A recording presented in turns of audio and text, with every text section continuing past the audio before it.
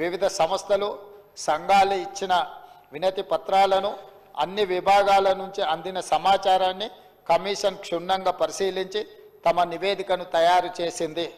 కేవలం 82 రోజుల వ్యవధిలో ఫిబ్రవరి 3వ తేదీన కమిషన్ తమ నివేదికను ప్రభుత్వానికి సమర్పించింది.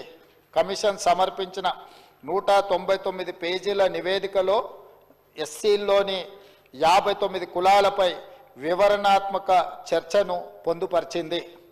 కమిషన్ యొక్క ప్రధాన సిఫార్సులు అధ్యక్ష, ఎస్సీలకు సంబంధించిన 59 కులాలను గ్రూప్ 1, గ్రూప్ 2, గ్రూప్ 3 3 గ్రూపులుగా విభజించాలని కమిషన్ సిఫార్సు చేసింది.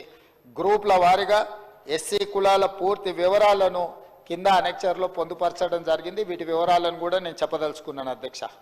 కేటగిరీ గ్రూప్ 1లో సామాజిక ఆర్థికంగా మరియు విద్యాపరంగా అత్యంత వెనుకబడిన లేదా పట్టించుకొని షెడ్యూల్డ్ కులాల సంఖ్య 15 అధ్యక్ష. జనాభా 3288. ఈ జనాభాకు ఈ అనెక్సర్లో మిగతా డీటెయిల్స్ టేబుల్ చేసిన అధ్యక్ష, సభ్యులందరూ అది చూసుకోవచ్చు. వాళ్ళకు 1% రిజర్వేషన్ ఇచ్చింది అధ్యక్ష. గ్రూప్ 2లో మధ్యస్థంగా లబ్ధి పొందిన షెడ్యూల్డ్ కులాలను 18 ఉపకులాలను ఇందులో చేర్చింది అధ్యక్ష. వీళ్ళు 62.748% ఈ ఎస్సీ కులాలలో ఉన్న పర్సంటేజ్ ఉన్నారు అధ్యక్ష. వీళ్లకు 9% రిజర్వేషన్ ఇచ్చిండ్రు అధ్యక్ష.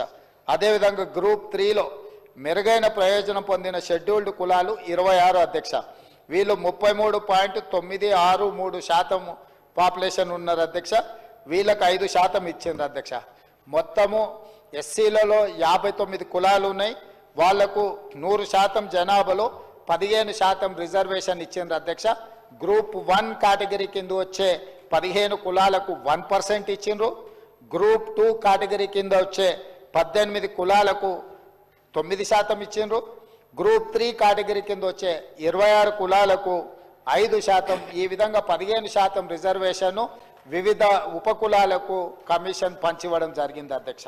అదేవిధంగా అధ్యక్ష, ఉద్యోగ ఖాళీలను క్రమబద్ధంగా మరియు సమాన పద్ధతిలో భర్తీ చేయడానికి కమిషన్ ప్రిఫరెన్షియల్ మోడల్ని ప్రతిపాదించింది అధ్యక్ష. గ్రూప్ 1లో నోటిఫై చేయబడిన మరియు భర్తీ చేయని ఖాళీలను తదుపరి ప్రాధాన్యత గ్రూప్ అంటే గ్రూప్ 2 ద్వారా భర్తీ చేయాలి. గ్రూప్ 2లో భర్తీ చేయని ఖాళీలను గ్రూప్ 3 ద్వారా భర్తీ చేయాలి. అన్ని గ్రూపులలో తగిన అభ్యర్థులు అందుబాటులో లేకపోతే భర్తీ చేయని ఖాళీలను క్యారీ ఫార్వర్డ్ కింద భర్తీ చేయాలి. అదేవిధంగా అధ్యక్ష, ఎస్సీ కులాలకు రోస్టర్ పాయింట్లను కమిషన్ ఈ విధంగా సిఫార్సు చేసింది. గ్రూప్ 1కి ప్రతిపాదిత రోస్టర్ పాయింట్లు 7 అధ్యక్ష. గ్రూప్ 2లో వాళ్ళు ప్రతిపాదించిన రోస్టర్ పాయింట్లు 2, 16, 27, 47, 52, 66, 72, 87, 97 అధ్యక్ష. గ్రూప్ 3లో ప్రతిపాదిత రోస్టర్ పాయింట్ల అధ్యక్ష 22, 41, 62, 77, 91 అధ్యక్ష. అదేవిధంగా అధ్యక్ష, కమిషన్ క్రిమి లేయర్ ప్రవేశపెట్టాలని సిఫార్సు చేసింది.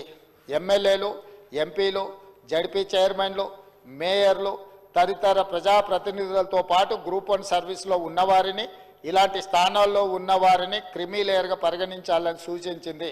ఈ వ్యక్తుల 2వ తరం రిజర్వేషన్ల ప్రయోజనాన్ని పొందకుండా మినహాయించేలా రాష్ట్ర ప్రభుత్వం తగిన చర్యలు తీసుకోవాలని పేర్కొంది. జస్టిస్ షమీం అఖ్తర్ గారి నేతృత్వంలోని ఏకసభ్య న్యాయ కమిషన్ ఇచ్చిన సిఫార్సులను పరిశీలించిన ప్రభుత్వం పైన పేర్కొన్న వాటిలో 1, 2, 3 సిఫార్సులను ఆమోదించింది. రిజర్వేషన్ల పరిధి నుండి క్రిమి లేయర్ను మినహాయించడానికి సంబంధించిన 4వ నంబర్ సిఫార్సును రాష్ట్ర ప్రభుత్వం తిరస్కరించింది. అంటే అధ్యక్ష, క్రిమి లేయర్ విధానాన్ని రిజర్వేషన్లలో ప్రవేశపెట్టండి అని ఏదైతే కమిషన్ సూచన చేసిందో క్రిమి లేయర్ విధానాన్ని మంత్రివర్గ ఉపసంఘం రికమెండేషన్ మేరకు మంత్రివర్గము తిరస్కరించింది. ఈ విషయాన్ని సభ ద్వారా సమాజానికి అందరూ కూడా నేను చెప్పదలుచుకున్నాను అధ్యక్ష. అదేవిధంగా అధ్యక్ష, ఎస్సీ వర్గీకరణకు కమిషన్ ఇచ్చిన సూచనలకు అనుగుణంగా తదుపరి చర్యలు చేపట్టేందుకు మా ప్రభుత్వం కృత నిశ్చయంతో ఉంది. ఎస్సీ కులాల వర్గీకరణకు ఎన్నో ఏళ్లుగా ఎదురు చూస్తున్న వారికి మేలు జరుగుతుందని మా ప్రభుత్వం ఆశిస్తుంది అధ్యక్ష. దీనికి సంబంధించిన అనుబంధ వివరాలు ఉపకులాలు ఏ గ్రూప్లో వచ్చినాయి అనేది కూడా డాక్యుమెంట్ పెట్టినాం అధ్యక్ష. దీన్ని మన సభ్యులందరూ కూడా దీన్ని చూసుకోవచ్చు. పూర్తి వివరాలను టేబుల్ చేసినాం అధ్యక్ష.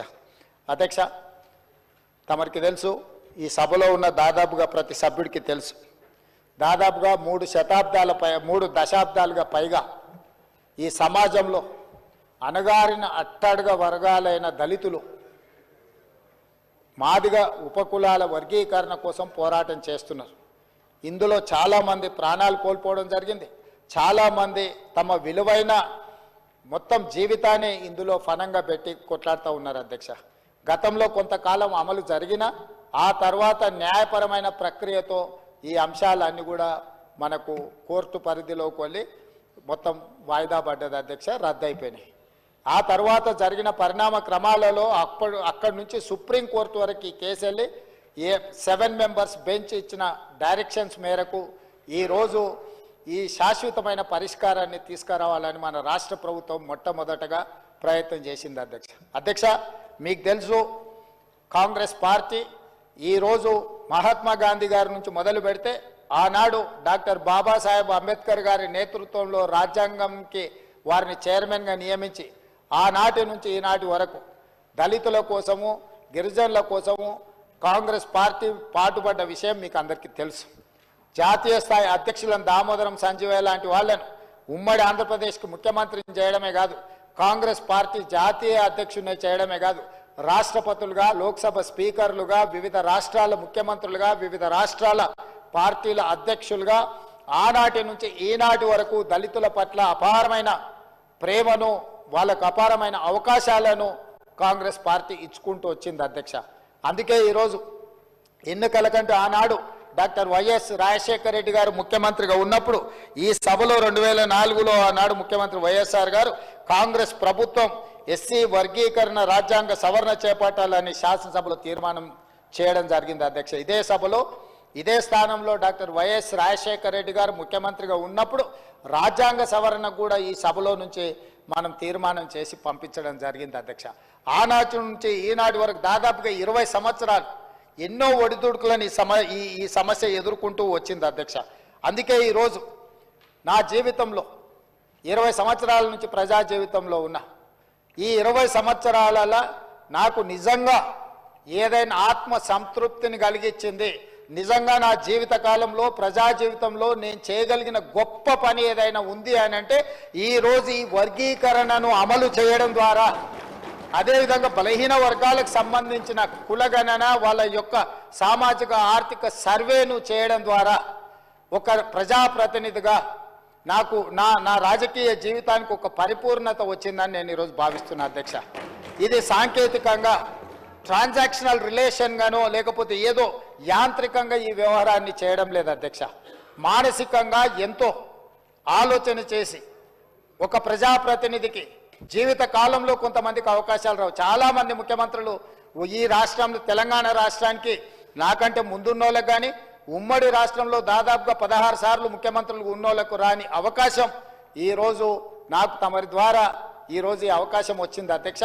నిజంగా ఈ సందర్భాన్ని చరిత్ర నా రాజకీయ జీవితంలో ఏ రోజైనా నా కోసం నేను గుర్తు పెట్టుకునేది కానీ, నా కోసం ఒక పేజీ ఏదైనా రాసుకోవాల్సి వస్తే ఈ రోజున ఫిబ్రవరి 4, 2025ను నేను తప్పకుండా అందులో పొందుపరుస్తానని చెప్పి ఈ సందర్భంగా తమ దృష్టికి తీసుకొస్తున్నా.